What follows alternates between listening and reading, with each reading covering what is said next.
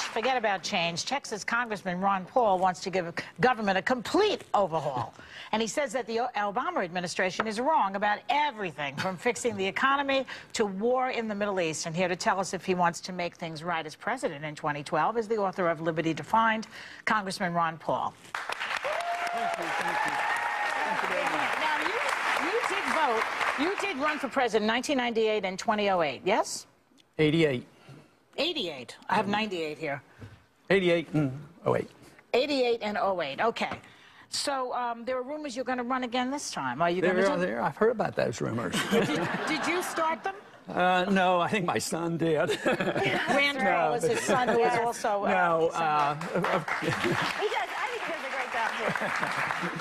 Of course, there's been a lot of people ask, and there's temptation to do it, but I'll announce within a month. Okay. So we say look forward. Say that's the case, and we will look forward to that. Governor Mitt Romney has announced Governor Mike Huckabee and Donald Trump are possible contenders too. What will it take for you to beat them in the primary if you choose to run as a Republican? To get more votes. Right? I need more votes. How do you plan to do that? You know, they're saying right now it may be a great opportunity with the Republican Party. I really think if the message gets out, we can do it. Take, for instance, the war issue. I take a position which is not the conventional issue for the Republicans. Right. But 70% of the American people are sick and tired of the war, and they want us to come home from Afghanistan. You know who was here?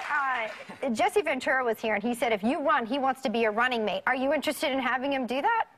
Well, I haven't gotten that far yet, but I'd have to think about that.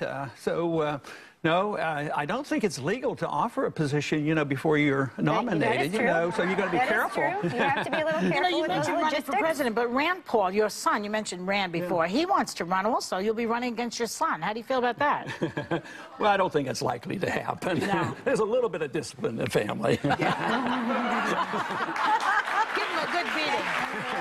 I have two questions for you. The first is, how would you get us out of the war? Because it seems to be an answer that has eluded everyone. How do we get out? That's what I mean. I would like to know, because I would like to get out, but I'd like to. Talk about Afghanistan. I'd like to get out of all of the wars, you know, because our kids are.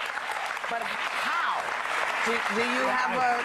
I don't think it's complicated. Okay. How did we go in? We just marched in without permission, without a declaration of war.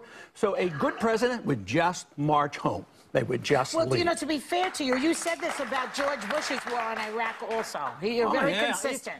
Both parties are war parties. Let's face it. That's what we have to admit. Why? Because it increases the economy. Well, it's good for I don't armaments. know What why. is it? I don't know. It might even be a conspiracy, but it seems like the military-industrial complex controls both parties, because a lot of weapons are sold, and you always have to have an enemy. Think how many weapons have been sold already just bombing Libya. How many dollars do we have to spend getting more drones to drop bombs on Pakistan? But it's both parties. That's why the people have to wake up. If they're tired of war, and they will eventually get tired of war, they're getting that way. We'll be but it'll be financial. It'll be bankrupt. Most empires end when they go into a financial crisis, and we're in the middle. We're starting it. I mean, we've had the bursting of the financial bubble. Now we're about to go into a dollar crisis. We ran through a lot of dough before this guy took office. We ran through a lot of money on all these wars. But I want to ask you about something else, because you're not a big fan of federal funding for Planned Parenthood. And I'm curious, so you don't want to get rid of Planned Parenthood, you just want to get rid of the idea that federal money is going to them? Well, I haven't even addressed that subject. Not too long ago, we had two votes on the floor. One was NPR versus getting out of Afghanistan, and all the conservatives voted, of course, to spend billions and billions on Afghanistan, but they wanted to teach a lesson that we have to vote against NPR, and they would use the same tool. You know, Planned Parenthood. No, I don't support Planned Parenthood, because I don't support most programs because most programs are, as far as I'm concerned, technically unconstitutional. Unless I see the authority there, just I address it like I address the war issue. Don't go to war unless it's a declared war, and the president can't do it without getting permission. What's unconstitutional about Planned Parenthood in your mind, just to be clear for our viewers? What's unconstitutional? Well, I look to Article 1, Section 8, and I look for my authority, and if it's not there, I don't do it. And that's that's why I have to vote no a lot, because there's not much there. You also don't believe that medical care is a right. Now, as a gynecologist, you're a doctor. How do you justify that sort of feeling like not every American deserves the right to good medical care? You don't have a right to things and services. You have a right to your life.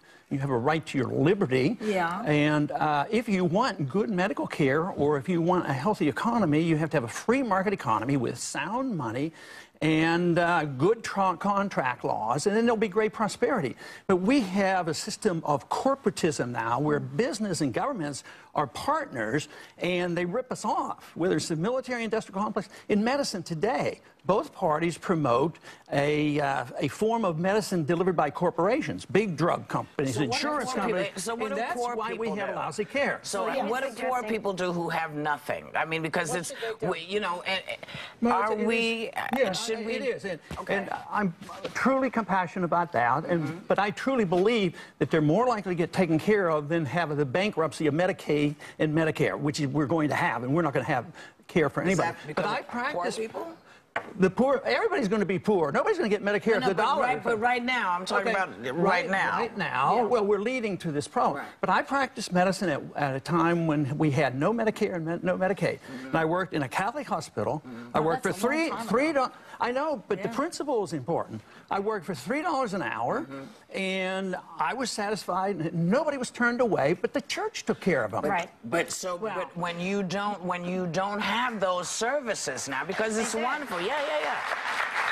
You're applauding old America, the idea that no one was turned away. If we could get back to that, would it make it a little bit easier, you think? It's the opposite. Now, when you go to the emergency... No, I know. Well, it's the system. We're paying for the emergency room, It's the system. Right? You go to the emergency room, and if you don't have insurance, you're immediately signed up, and you're always charged the most. When I practiced early, you were always charged the least, and you help people. But now you charge the most. Just one more thing before we go. I know we have to wrap. What do you think about this birther obsession with Donald Trump and the birthers?